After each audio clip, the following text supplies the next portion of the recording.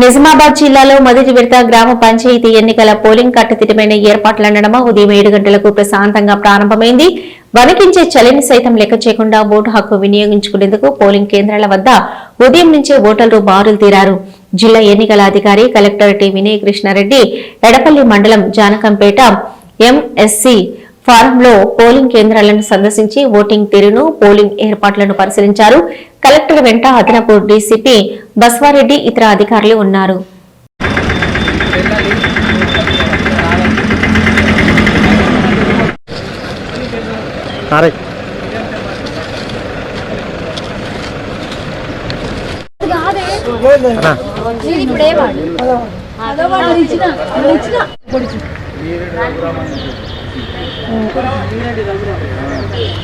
Slips లేవు అసలు మా ఏరియా కొంచెం స్లిప్స్ ఇవ్వలేదు.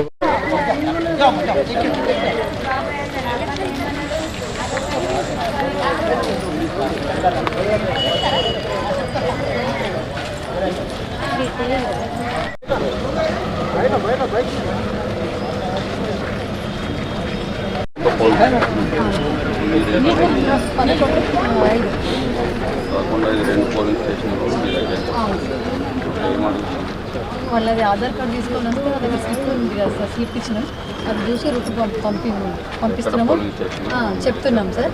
లేని వాళ్ళకు మిస్ అయిన వాళ్ళకు సీరియల్ నెంబర్ చూసి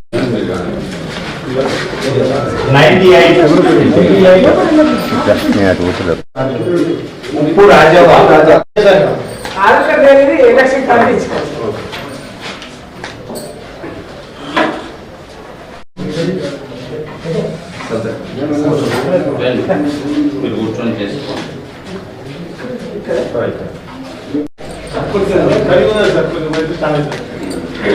ఎక్కువ వస్తారు కదా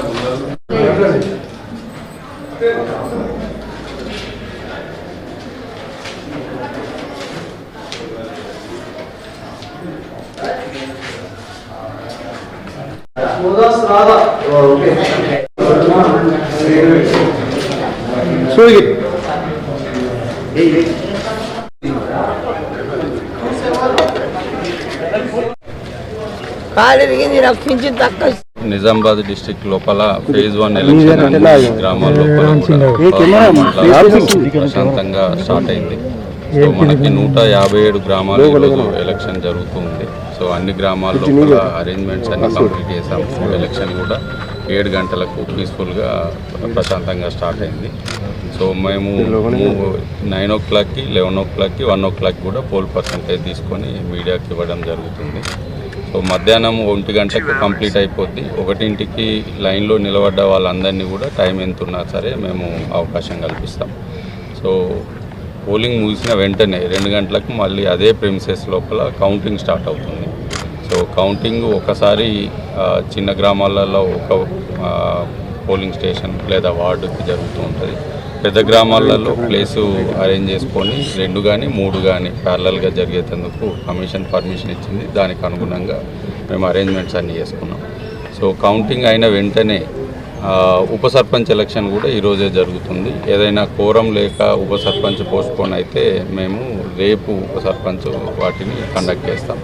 అదేవిధంగా నెక్స్ట్ ఫేజ్ లోపల వెళ్ళే గ్రామాల్లో కూడా అన్నిట్లలో అరేంజ్మెంట్స్ అన్నీ కంప్లీట్ చేసి 14th and 17th 2nd, 3rd ఫేజ్లో కూడా ప్రశాంతంగా జరిగేందుకు అన్ని ఏర్పాట్లు చేస్తాం.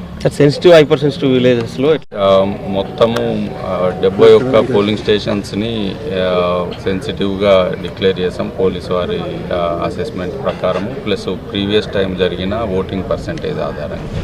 సో 31 పోలింగ్ స్టేషన్లో వెబ్కాస్టింగ్ చేస్తున్నాము.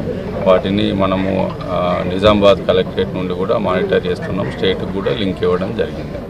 అదేవిధంగా 40 పోలింగ్ లొకేషన్స్ లోపల మనము మైక్రో అబ్జర్వర్స్ను పంపించాము. వాళ్ళు కూడా ఇండిపెండెంట్గా మానిటర్ చేస్తూ అబ్జర్వర్కి ఇండిపెండెంట్ రిపోర్ట్ ఇస్తారు.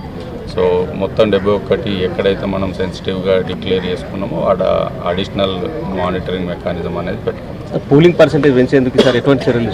మనకి 79.9% ఓటింగ్ పర్సెంటేజ్ అయింది. ఈసారి ఇంప్రూవ్ చేసేందుకు ప్రతి ఓటర్కి కూడా అవగాహన కల్పించే కార్యక్రమం చేపట్టాము. ఓటర్ స్లిప్స్ అనేది ప్రతి ఇండివిజువల్కి వెళ్ళి ఆఫీసరే పర్సనల్గా ఇచ్చారు. ఇవ్వడంతో పాటు వాళ్ళకి ఓటింగ్ డేటు, టైము, తర్వాత ఎవరైతే ఓటింగ్కి వచ్చేటప్పుడు తీసుకోవాల్సిన డాక్యుమెంట్స్ ఏంటిది అని చెప్పడంతో పాటు రెగ్యులర్గా ప్రతి గ్రామంలో కూడా మైక్స్ సిస్టమ్స్ ఉన్నాయి, వాటిలో అనౌన్స్ చేపిస్తూ అవేర్నెస్ క్రియేట్ చేశాము.